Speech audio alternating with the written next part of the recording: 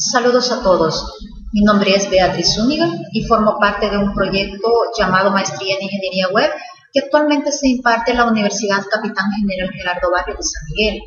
En esta ocasión, mi aporte es un video curso sobre Arduino. Veamos entonces.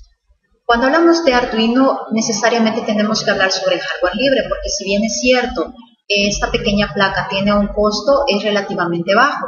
Y se dice que es hardware libre porque comparte la licencia Creative Commons, que básicamente estamos hablando que mediante tengamos internet podemos descargar y tenemos el soporte incluso de la página para poder hacer uso de código, consejos, facts sobre Arduino, y esto se encuentra relativamente, es gratuito. Entonces, por esa razón se denomina hardware libre. Por otro lado, es hardware portable porque, si ustedes se fijan, es relativamente pequeño.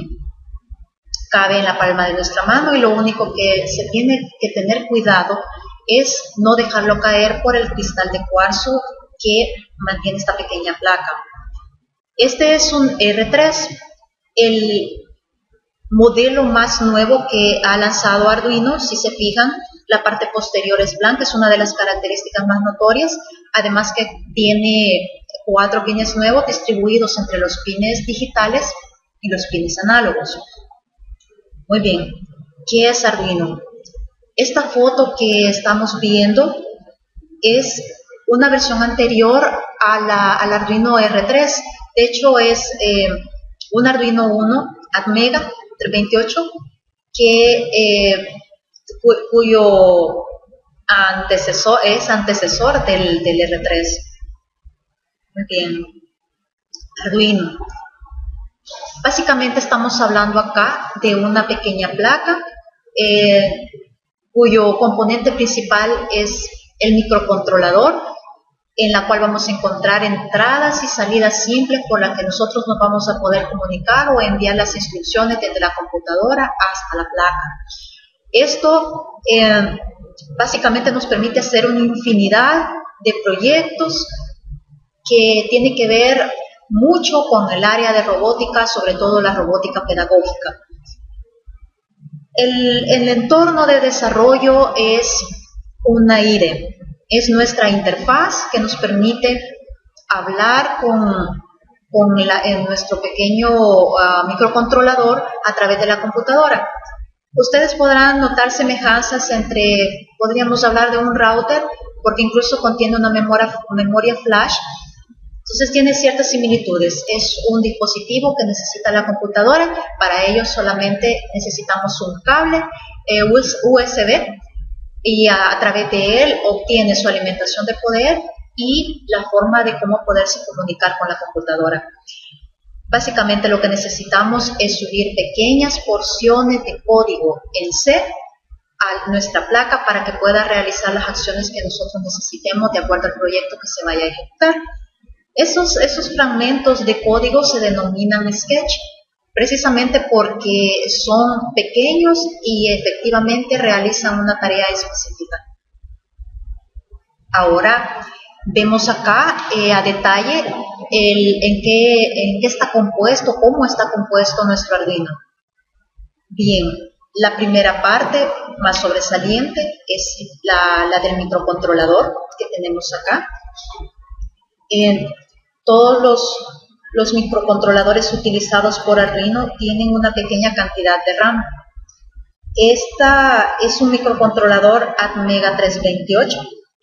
Tiene un voltaje de operación de 5 voltios, un voltaje de entrada recomendado de 7 a 12 voltios, que es en ausencia del cable USB. Entonces utilizamos el Power Jack.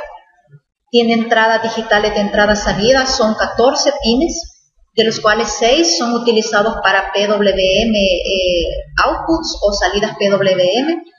Tiene 6 pines análogos de entrada, una flash memory de 32 KB, una SRAM de 2K, un EEPROM de 1K y una velocidad de reload de 16 MHz. Una parte importante también es mencionar por acá que tenemos el botón de reset y tenemos dos LEDs importantes que son el RX y el TX, que mayormente lo vamos a utilizar cuando se esté trabajando con señales externas, por ejemplo, cuando se le adapta un USB serial, que probablemente veamos nosotros en posteriores proyectos. ¿Cómo se va a instalar el IDE de Arduino? Básicamente el sitio oficial te da el soporte para ello. Y acá se encuentra la dirección, como podemos observar. Lo primero es, al descargar el archivo, dependiendo del tipo de sistema que se tenga, se descarga y se guarda en archivos de programa. Eso no es nuevo para ninguno. Entonces, tal vez, normalmente lo que sucede acá es que uno conecta el cable USB al Arduino y luego a la computadora, y lo reconoce inmediatamente, pero muchas veces tenemos ahí ciertos inconvenientes y entonces es de ver dónde se encuentra, por ejemplo, acá en los drivers hay una carpeta que es importantísima que se llama FTDI USB Drivers. Es en la que en la administración de dispositivos nos tendríamos que ir a darle a actualizar o encontrar un nuevo hardware y hacerlo manualmente si no lo descubre, si no se actualiza el controlador. Bueno, y luego de haber hecho esto, entonces ya tenemos una IDE para poder trabajar. Esta es la IDE. Como se puede observar, es bastante simple y no tiene una sobrecarga. Tiene, acá podemos ver, tiene una serie de opciones, un pequeño menú.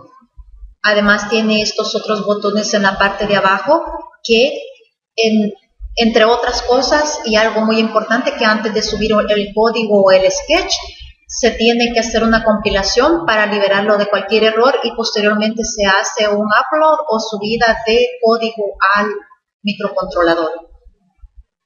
Lo básico de programación en Arduino está desarrollado en C puro, pero además de C se permite hacerlo, y eso quizás es lo más importante, en otros lenguajes como Python, Java, C#, etc. Entonces, aquí se va a trabajar con puertos consola, por eso por ahí más adelante en otra entrega del video curso se va a observar cómo se trabaja en la parte de los puertos con la estructura del sketch. Tiene dos funciones básicas, una es void setup y el otro es void loop. Cuando se utilizan ambas es de tener en consideración esta parte de la llave, porque dentro de ella va el código que deseamos que se ejecute, y una vez finalizado, por ejemplo, el void loop, que ese loop es un bucle, se va a finalizar hasta que nosotros lo detengamos por interrupción de fuente de energía o porque le pongamos alguna variable que haga que lo detenga. Luego, dentro de la sintaxis, algo importante es siempre comentariar. Aparte de poner nuestro nombre como parte del desarrollo, es recomendable utilizarlo porque a veces cuando uno va desarrollando se le olvida para qué sirve o dónde se encuentra determinada función. Por eso es importante. Luego las llaves, como ya definimos anteriormente, sirve para establecer los bloques de código que se van a ir ejecutando y un punto y coma al final de cada línea, al finalizar. Las variables, este es un punto a tomar en consideración, pues como se recuerda, yo mencionaba que tenemos 32 KB de memoria RAM, entonces relativamente bajo. Entonces, si vamos a utilizar variables que en general se utilizan las variables enteras y carácter, se fijan que utiliza un número en 2 bytes, realmente se consume 16 bits cada vez que nosotros utilizamos un entero. Entonces, de ahí quizás es preferible utilizar las variables chart y únicamente descargar por ahí una tablita que tengamos el código ASCII, porque generalmente se nos olvida para saber cuáles son los valores asignados en letras y en números. Y por ahí vamos a ver cómo se manejan esos caracteres. Las estructuras de control, nada nuevo aquí también. Tenemos el if, el for. Acá tenemos los pines digitales, que es la parte importante. Los modos de pin tenemos que establecerlos, ya sea para digitales o análogos. Se establece el número de pin que se va a utilizar y el valor. Por ejemplo, acá si decimos digital write, tenemos salidas, y cuando es digital read, son entradas. Hablamos también acá de los voltajes. Bueno, ya dijimos cuántos pines digitales, que son 14 y análogos son 6. Luego, esta parte me gustaría detenerme un poquito y en ese momento voy a decir algo importante. Bien, Pulse Width Modulations, PWM o PDM, manipula realmente el ancho de banda de un pulso fijo, y estos pulsos fijos son enviados al mismo voltaje y frecuencia, solo lo que cambia es el ancho del pulso. Entonces tenemos una frecuencia de 490 GHz, como se puede ver ahí, y el voltaje de 3.2. Si ustedes se fijan, el LED está en 1 cuando sube, y acá tenemos el low, como mencionábamos en esta parte. El low es a tierra y el height es al voltaje. Muy bien. Le agradezco mucho por su atención. Espero encontrarnos en una próxima entrega.